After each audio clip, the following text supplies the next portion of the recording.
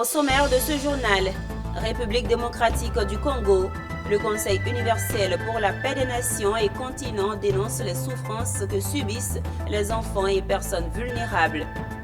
En Côte d'Ivoire, hôtellerie, l'hôtel Palm Club souffle sa 10e bougie. Commerce extérieur, les femmes entrepreneurs à la conquête de la ZLECAf, zone de libre-échange continentale africaine. Et puis nous parlerons du CIREX 2024. Le ministre Mamadou Sangafoa fait commandeur de l'ordre du mérite des mines. Les temps forts tout de suite. Madame, Monsieur, c'est l'heure de l'actualité sur Business 24 Africa. Merci de nous rejoindre. Démarrons cette édition en République démocratique du Congo. Le Conseil universel pour la paix des nations et continents dénonce les souffrances que subissent les enfants et les personnes vulnérables dans les zones en conflit partout dans le monde. Le jeudi 28 novembre, un appel pour la protection des personnes vulnérables a été lancé par le directeur général du Conseil universel et le président international de paix et des actions humanitaires. Le reportage de Ravaneli Ntumba et Freddy Lumbala. Conseil universel pour la paix des nations et continents, CULPAC en sigle, a organisé une matinée spéciale dédiée à la paix en faveur des enfants victimes des conflits armés à travers le monde. Cet événement s'est tenu à l'ambassade de la jeunesse, cité de paix à Kinshasa, réunissant diverses personnalités engagées dans la défense des droits des enfants. Selon Daniel Biko Santou, directeur général du CULPAC, l'initiative vise à interpeller la communauté internationale et toutes les personnes de bonne volonté sur les souffrances des enfants dans les zones de guerre, tout en plaidant pour les actions concrètes et immédiates. C'est pourquoi le Conseil universel pour la paix et des nations, CULPAC en abrégé, dans sa mission de paix, lève ce main en signe d'alerte pour que les enfants soient épargnés dans des conflagrations occasionnées par des adultes belliqueux qui oublient sciemment les bonheurs et les droits des enfants qu'ils étaient et qui en ont, et les élèvent aussi dans leur famille. Quel triste paradoxe! D'un ton ferme, le président international de paix des actions humanitaires, Ghassan Daklala, a dénoncé le fait que les intérêts égoïstes d'un petit groupe puissent compromettre la paix et la cohésion sociale dans le monde, mettant en péril la vie d'enfants innocents. Il a exhorté toutes les parties prenantes à faire de la paix et de la protection des enfants une priorité absolue. Il y a la guerre parce que partout, surtout Europe, l'Afrique et le Moyen-Orient, où des innocents sont morts, surtout les enfants, dont le nombre est plus élevé que les militaires qui sont partants sur les terrains de guerre. Cela fait très mal quand nous voyons le nombre des enfants qui meurent dans tous ces conflits armés, alors qu'ils n'ont rien à voir dans tout ça. Créé le 23 novembre 1979 en République démocratique du Congo, le CULPAC a étendu ses activités depuis 2004 dans certains pays de l'Union européenne. Fidèle à sa mission humanitaire, il s'est donné pour objectif de rapprocher et unir hommes, femmes et enfants de tout horizon, sans discrimination, afin de promouvoir, renforcer, consolider et rétablir la paix dans le monde, au profit des personnes vulnérables, démunies ou vivant dans la détresse. De retour en Côte d'Ivoire, parlons d'hôtellerie. L'hôtel Palm Club célèbre officiellement son 10e anniversaire. Les festivités sont prévues le 5 décembre 2024 au cours d'une soirée en présence des clients et des partenaires. L'information a été donnée au cours d'une conférence de presse au sein de l'établissement hôtelier dans la commune de Cocody, en présence de Walter Kofi. L'un des fleurons de l'hospitalité ivoirienne s'apprête à écrire une nouvelle page de son histoire. L'hôtel Palm Club aura dans quelques jours 10 ans et entend marquer le coup. Le colonel-major Kwadjo Apia, administrateur général de l'établissement, a annoncé une série de festivités qui se tiendront le 5 décembre prochain. Des activités dédiées aux clients et partenaires de l'hôtel, incluant des jeux interactifs sur différents canaux digitaux. Ces journées seront aussi celles du bilan et des moments forts qui ont jalonné ces 10 ans parsemés de souvenirs inoubliables avec ceux qui ont écrit l'histoire de cet hôtel. En regardant vers l'avenir, nous sommes impatients d'entrer dans une nouvelle décennie pleine d'innovation. Notre engagement envers la qualité de service et notre désir constant d'offrir une hospitalité ivoirienne authentique resteront au cœur de notre mission. Aujourd'hui, avec notre dynamique personnelle d'environ 100 personnes, 100 collaborateurs, nous nous inscrivons dans la dynamique de notre maison mère, le Fonds de prévoyance militaire, qui à travers son plan stratégique de gouvernance appelé FPM 2024-2030 veut faire de la marque Palm Club Hotel le porte-étendard de l'hôtellerie en Côte d'Ivoire. Nos festivités qui ont commencé en novembre culmineront le 5 décembre prochain lors d'une grande soirée en présence de nos clients fidèles et partenaires. Cet événement sera l'occasion idéale pour remercier tous ceux qui ont soutenu l'hôtel au fil des ans et partager un moment d'hospitalité si cher à notre complexe hôtelier.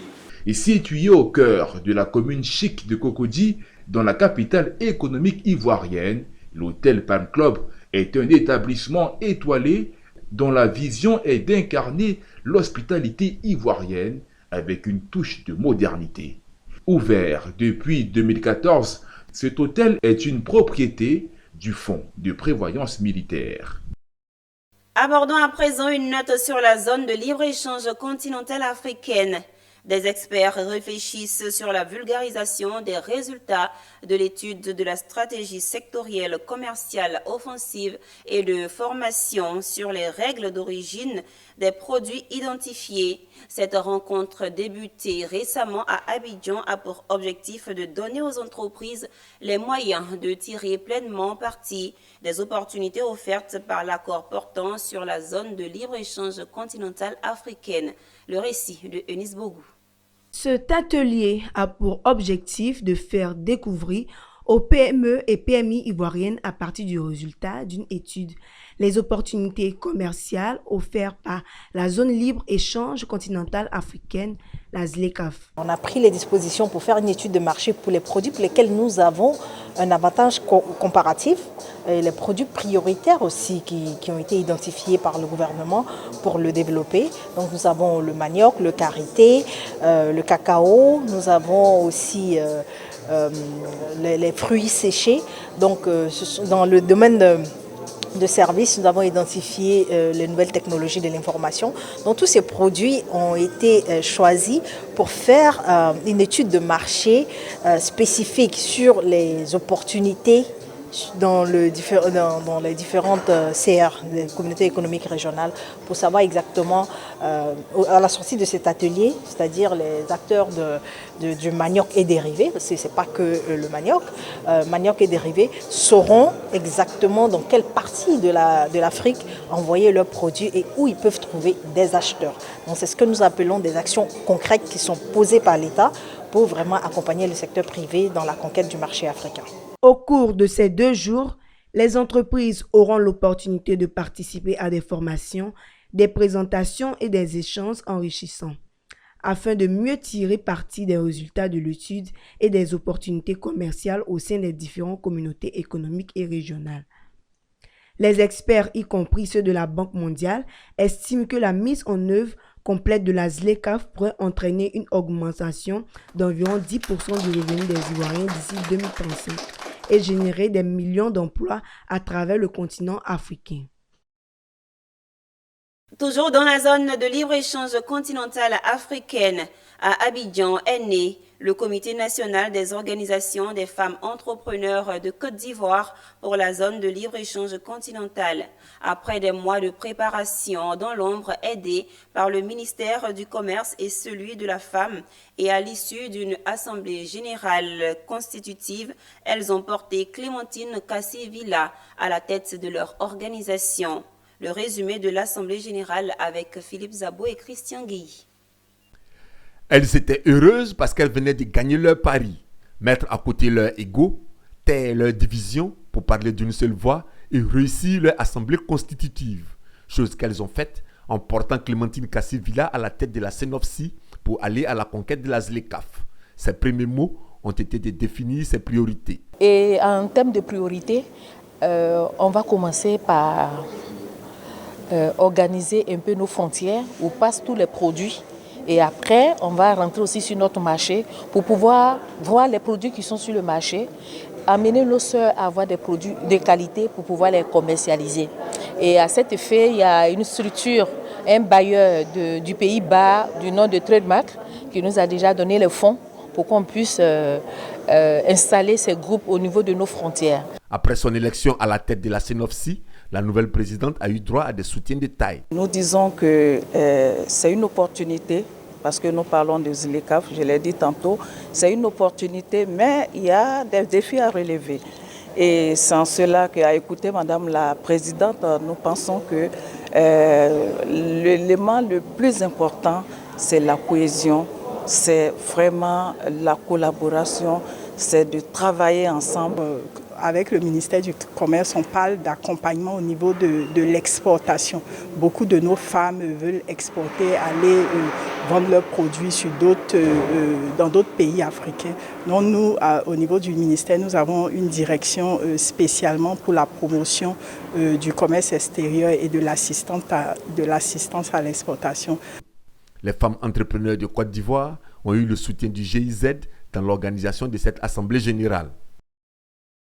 La Caritas de Côte d'Ivoire, en partenariat avec Catholic Relief Service, a initié un atelier pour discuter et comprendre le fonctionnement des chaînes de valeur anacarde et igname dans la région du Gontougo. Cette rencontre vise à élaborer des stratégies pour rendre plus inclusives les chaînes de valeur des filières anacarde et igname afin de renforcer la productivité des activités et les revenus des producteurs dans la région du Gontougo. Sandrine Kwame et Setekissi. Les acteurs des filières igname et arnacade, composés entre autres des producteurs, fournisseurs d'intrants, grossistes et transformateurs usiniers, sont présents à cet atelier pour faire le point de l'étude diagnostique des chaînes de valeur anacarde et igname dans la région du Gontougo.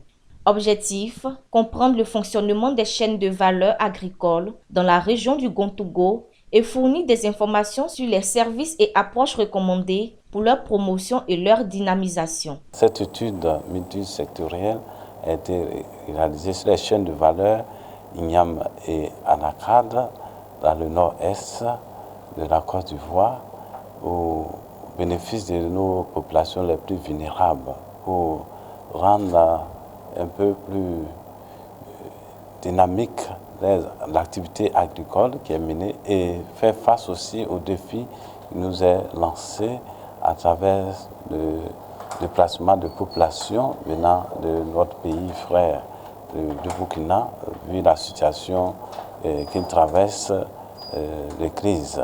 Cette rencontre a également été l'occasion de décrire et analyser les filières arnacade et igname, y compris l'environnement favorable, les intrants disponibles pour les organisations paysannes et les acteurs non agricoles. Il y a un point important qui retient notre attention, surtout le résultat concernant la chaîne des valeurs de l'igname et de l'anacade.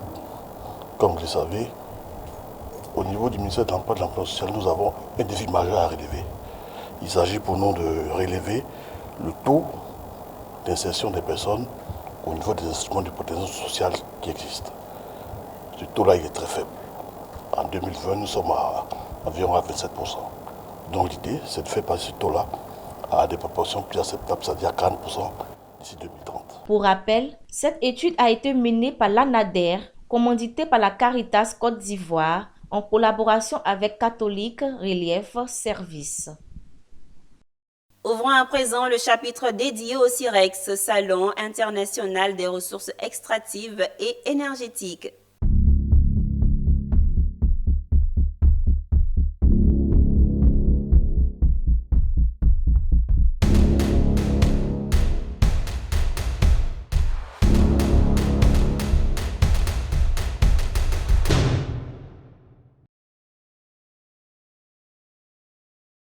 Le ministre des Mines, du Pétrole et de l'Énergie, Mamadou Sangafoa Coulibaly, a été fait commandeur de l'Ordre du Mérite des Mines par le grand chancelier de la République.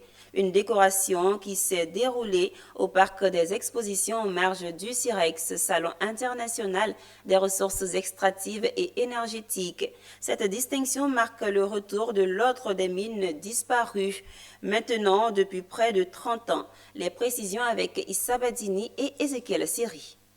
Depuis le début du CIREX, c'est ici dans ses locaux, au Parc des Expositions, que le ministre Mamadou Sangafoa Coulibaly a installé son cabinet. Question d'être plus près des événements. C'est ici aussi que le grand chancelier a décidé de venir lui porter le collier qui fait de lui désormais commandeur de l'Ordre du Mérite des Mines. Monsieur Alassane Ouattara, président de la République, chef suprême des armées. Excellence, Monsieur le Grand Chancelier, je suis ému et ce n'est pas courant parce que vous avez accepté, au-delà de cette distinction, de déplacer vos bureaux ici. Vous nous honorez, mais au-delà de nous, vous honorez tout le département dont nous avons la charge. Cette distinction marque la relance de l'Ordre du Mérite des Mines qui plongeait dans une léthargie depuis près de 30 ans, pour reprendre le mot du secrétaire général de la Grande Chancellerie au ministère des Mines. C'est avec joie qu'on reçoit le retour de l'Ordre, à commencer par le ministre Coulibaly qui va présider aux destinées de l'Ordre. Je pense que cette distinction doit rejaillir sur chacune et chacun de vous. Parce que le secrétaire général l'a dit, l'ordre était en léthargie pendant près de 30 ans. Aujourd'hui, cet ordre, grâce au soutien du grand chancelier, va reprendre sa marche. Et pour moi, ça ne pouvait pas mieux tomber. Monsieur le grand chancelier, quand il a plu au chef de l'État de me confier cette responsabilité, j'ai trouvé dans ce département des hommes et des femmes bien formés et de qualité. En rappel, l'Ordre du Mérite des Mines a été institué par décret en 1989. Il est destiné à récompenser les personnes qui se sont distinguées par la contribution qu'elles ont apportée à la promotion de la recherche minière et pétrolière en Côte d'Ivoire et au développement de toutes les activités portant sur les substances minérales et énergétiques. Le CIREX 2024, c'est aussi des perspectives de développement énergétique pour la Côte d'Ivoire. C'est dans ce sens que le ministre des Mines, du Pétrole et de l'Énergie, Mamadou Sangafoa Coulibaly, a échangé au Parc des Expositions avec les bailleurs et partenaires au développement. Autour de la table ronde, les représentants des pays et organisations se sont engagés à accompagner la Côte d'Ivoire dans son ambition de renforcer sa capacité de production énergétique. Une table ronde entièrement dédiée aux bailleurs de fonds et les pays partenaires au développement à l'occasion de cette troisième journée du CIREX 2024. Autour de la table, les gros donateurs de la Côte d'Ivoire, dont l'Agence française de développement, la Banque africaine de développement, le Millennium Challenge Corporation, la Banque européenne d'investissement, la CIE, la BOAD, le PNUD, l'Union européenne, la coopération allemande et bien sûr le ministre ivoirien des Mines, du Pétrole et de l'Énergie, ainsi que l'ambassadrice des États-Unis en Côte d'Ivoire. Sujet évoqué, la contribution des participants dans le renforcement de la production énergétique en Côte d'Ivoire. Je suis rentré dans cette salle en me demandant si on pourrait avoir des engagements. Je ressors heureux parce que vous êtes engagés d'une manière ou d'une autre. À tour de rôle, chacun des participants a rassuré le ministre Mamadou Sangafoa de l'engagement de leur institution à accompagner la Côte d'Ivoire. Par exemple, la BOAD entend investir environ 200 milliards de francs CFA dans le secteur énergétique. Quant au Millennium Challenge Corporation, ce sont 2,6 milliards de francs CFA qui seront octroyés à la Côte d'Ivoire dans le cadre du programme Compact Régional Énergie. C'était un plaisir de participer à cette table ronde avec des partenaires techniques et financiers. Et les États-Unis sont fiers parce que nous avons des programmes importants bilatéraux pour encourager la production d'énergie, pour être sûr qu'il y a une distribution forte pour tous les Ivoiriens et aussi qu'ils puissent être bien payés par la région quand ils exportent dans la région.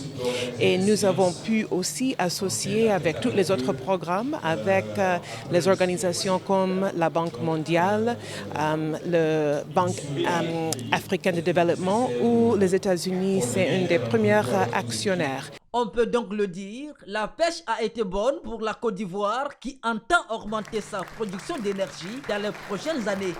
Première édition déjà, le CIREX bat son plein avec son lot de communication et de panels, ainsi que d'expositions et de recherche de financement. À la SODEMI, Société pour le développement minier de Côte d'Ivoire, le rêve, sinon l'espoir, est de décrocher un financement de 5 000 milliards de francs CFA pour le développement du bassin minier de l'Ouest ivoirien. Issa Badini et Ezekiel Siri ont suivi les responsables dans les coulisses du CIREX entre deux panels et visites de stand. Comme je vous l'ai dit, on appelle ça le PDMIO, qui est le projet de développement minier intégré de l'Ouest de la Côte d'Ivoire. Donc ce projet a 4 composantes. Il y a la composante mine, parce qu'on a d'énormes réserves de minerais de fer dans la zone, plus de 4 milliards de tonnes. Vous savez aussi que pour l'exploitation de ces minerais, il faut de l'énergie. Donc on a besoin au moins de 800 mégawatts. Une fois qu'on exploite le minerai, il faut l'acheminer quelque part. On l'achemine où? Au port. Et le port le plus proche, c'est le port de San Pedro. Il nous faut donc une voie ferrée, une voie ferroviaire pour acheminer ces minerais de un site jusqu'au port. Mais arrivé au port, il faut stocker quelque part, il faut charger dans les bateaux. On a besoin d'un quai minéralier. C'est pourquoi on dit que ça a une composante à 4 indicateurs. Ce sont les 4 indicateurs que je viens de décliner. Et l'ensemble, je ne vais pas donner dans les détails, mais l'ensemble du projet nous demande aujourd'hui, après les études, une mobilisation d'environ 5 000 milliards de francs CFA, qui correspond à 7 à 8 milliards de dollars.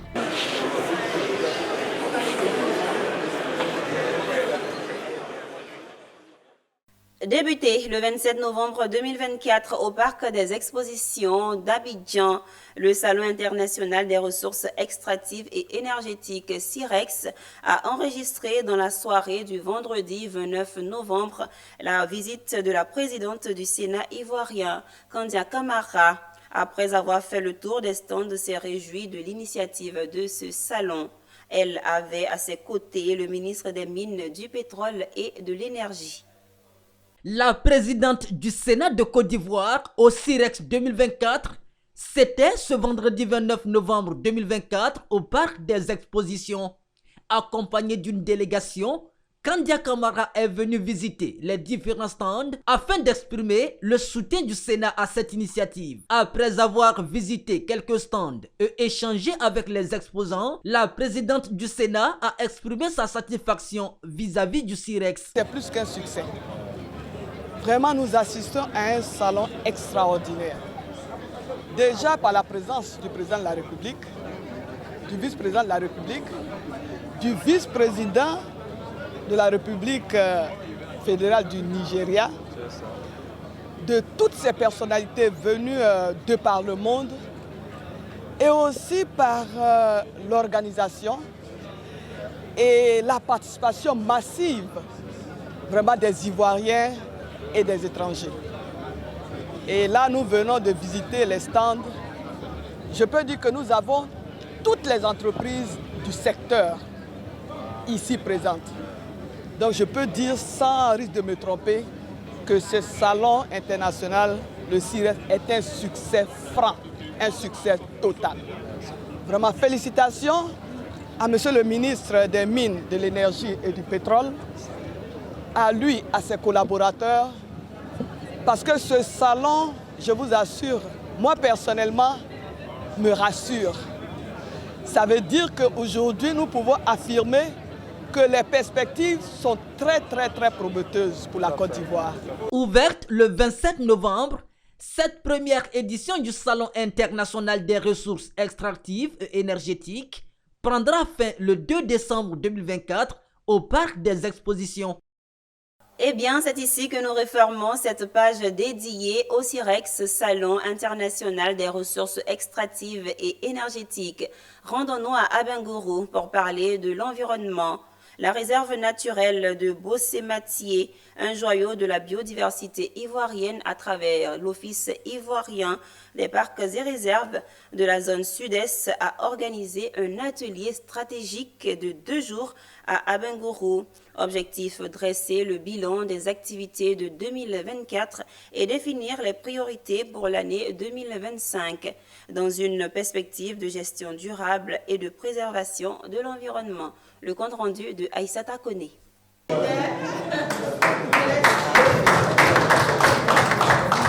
Bilan 2024 jugé satisfaisant. Un coup de maître piloté par le directeur zone sud-est, lieutenant-colonel Toulo Alain, et ses 31 coéquipiers de l'Office ivoirien des parcs et réserves OIPR, dans le cadre de 2 jours d'activité à Abengourou, autour du bilan 2024 de la réserve naturelle de Bossé-Matié, la RNB, et des perspectives de 2025. Des acquisitions notables, la réalisation d'un bâtiment à Apoisseau, l'acquisition de plusieurs matériels de bureau, de moyens techniques dont une pick-up, des motos, plus de 58 km de pistes, 30 km de limites entretenues et aménagées, près de 4000 personnes sensibilisées à travers 17 séances grâce à l'appui financier de certains partenaires, à la grande satisfaction des autorités. Le taux de performance de réalisation des activités s'est élevé à 64%, ce qui est quand même assez important. Il faut s'attendre à un accroissement de ce taux-là d'ici décembre parce qu'il y a des activités qui sont encore en cours. Nous avons également procédé à l'aménagement des parcelles agricoles à l'intérieur de l'aire protégée et avons renforcé les capacités d'intervention de nos équipes sur le terrain. Nous avons également apporté des appuis au club environnement dans les écoles primaires autour de la réserve naturelle de Bossé-Matié. C'est un bilan satisfaisant parce que ça fait déjà 2 ans que cette réserve a été prise en main par l'OIPR. Beaucoup a été fait avec l'implication de tous les bailleurs, les partenaires techniques et financiers et aussi l'implication même des populations riveraines.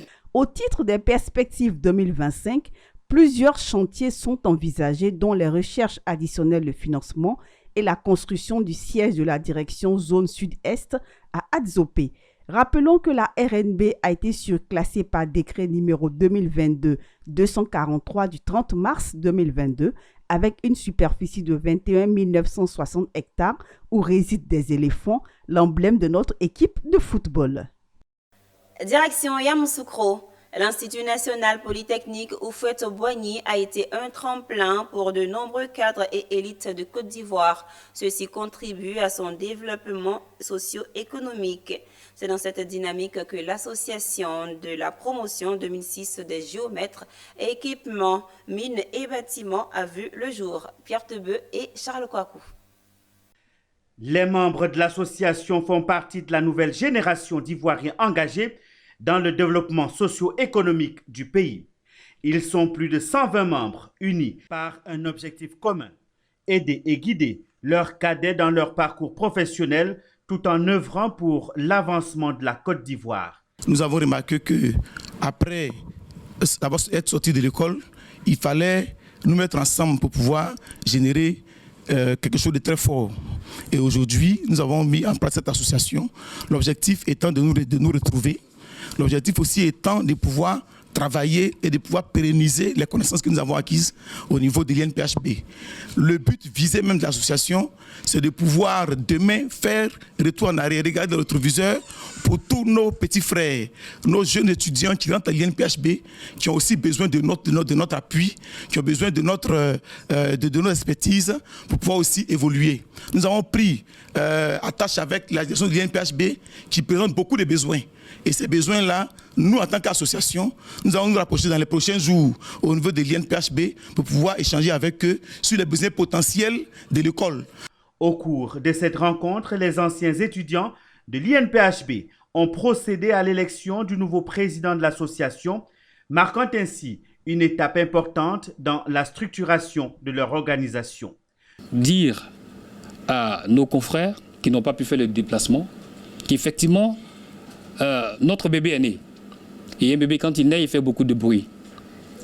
Le voisin qui ne doit pas se plaindre, la voisine qui doit accompagner souvent la mère à pouvoir élever l'enfant, et ainsi de suite. Donc, c'est un système qui est né, je vais parler comme j'aime bien le faire ces derniers temps.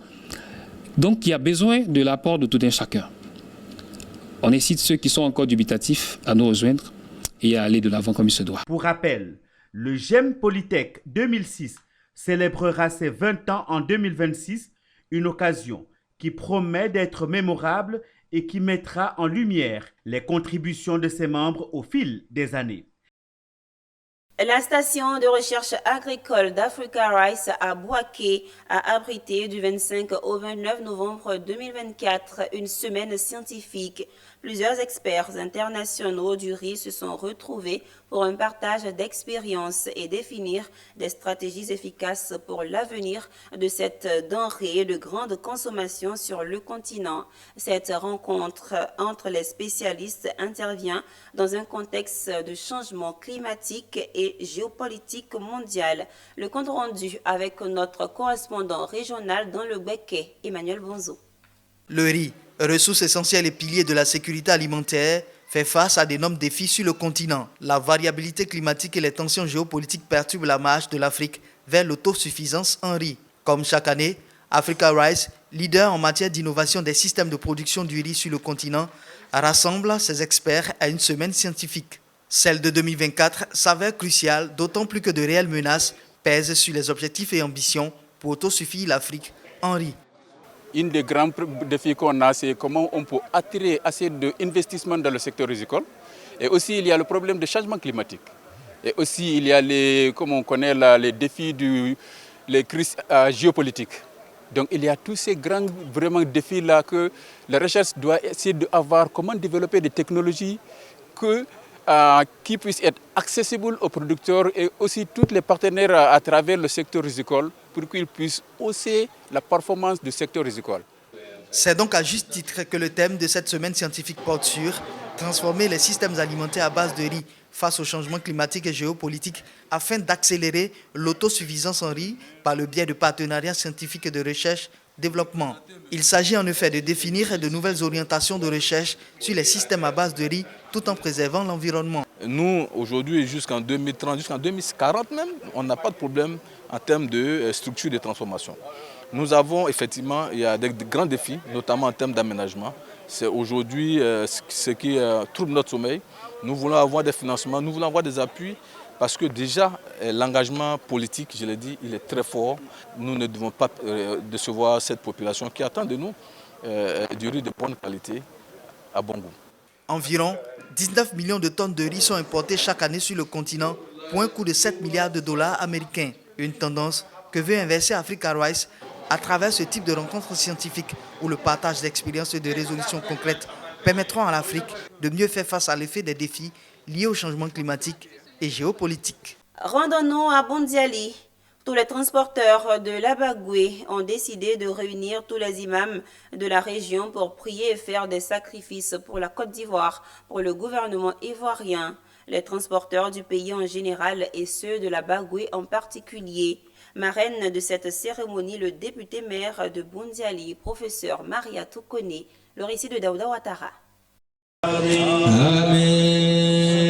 Cette journée de prière et de sacrifice a réuni tous les imams de la Bagoué à Boundiali, initié par le Haut Conseil du patronat des entreprises de transport routier de Boundiali, afin de prier non seulement pour impacter leur profession, mais pour toute la Côte d'Ivoire, les transporteurs de Côte d'Ivoire en général et en particulier ceux de Boundiali. Prier beaucoup et faire beaucoup de sacrifices, non seulement pour la Côte d'Ivoire, pour toute la Côte d'Ivoire et le gouvernement ivoirien et les transporteurs, tous les transporteurs de Côte d'Ivoire, plus précisément les transporteurs de Boundiali. De stabilité, de croissance économique qui impacte la vie de nos populations. Celui qui est à la base de tout ça mérite que les transporteurs lui apportent tout son soutien.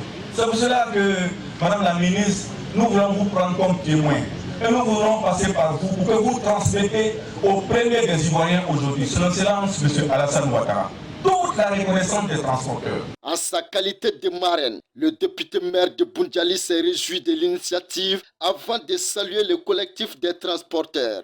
Par cette activité de lecture coranique, vous apportez votre contribution à la promotion de la paix dans les paroles et dans les actes, car la violence verbale précède presque toujours la violence physique. Célébrer la paix, chers transporteurs, c'est célébrer l'humanité. Célébrer la paix, chers transporteurs, c'est avoir du respect pour l'autre avec ses différences. Célébrer la paix, chers transporteurs, c'est faire preuve de tolérance dans ses propos, dans ses attitudes et dans ses comportements envers l'autre qui pense et qui agit, qui croit différemment. Elle a offert plusieurs courants aux imams de la région de la Bagoué et des kits scolaires aux écoles confessionnelles. Elle les a par ailleurs exhortés d'enseigner le programme officiel aux enfants. C'est la fin de ce journal proposé par l'ensemble de la rédaction de Business 24 Africa. Merci de l'avoir suivi. Les programmes se poursuivent sur la télé utile.